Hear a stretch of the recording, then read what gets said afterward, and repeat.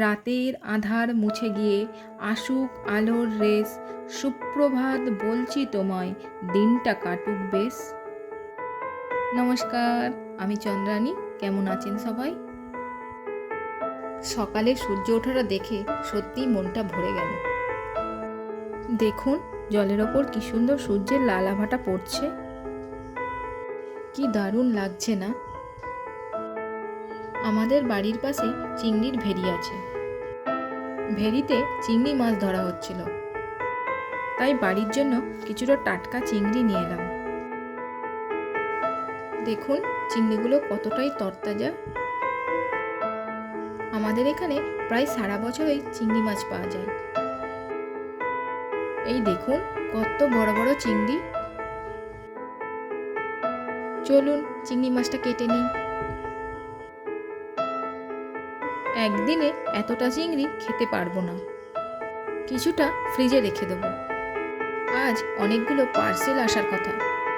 বলতে বলতে পার্সেল চলে এসেছে, যাই গিয়ে নিয়ে আসি।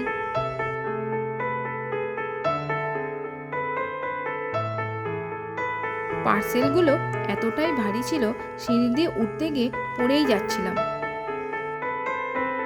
চলুন আপনাদেরকে খুলে দেখাই। আজকে সমস্ত কিছু গ্রোসারির আইটেম ছিল। ডেলিভারি বয়টা আমাদের এতটাই পরিচিত, সে আর ফোন করে না। অনলাইন পেমেন্ট করা থাকে, বাড়িতে দিয়ে চলে যায়। পার্সেলগুলো খুব মজবুত করে সিল করা থাকে।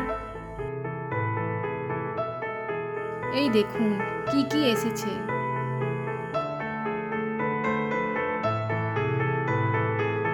অনেকদিন পর রোদ উঠেছে,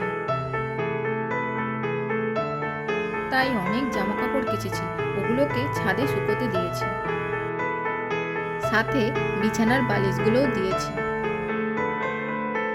আপনারা তো জানেন বর্ষাকালে বালিশগুলোর অবস্থা কি হয়, তাই আজকে দেরি না করে তাড়াতাড়ি ওগুলো রোদে দিয়ে দিয়েছি। পশ্চিম দিকে একটা ঘন কালো মেঘ উঠেছে, তাই এগুলোকে আর বাইরে রাখবো না, পাট করে ঘরে ঢুকিয়ে নিই।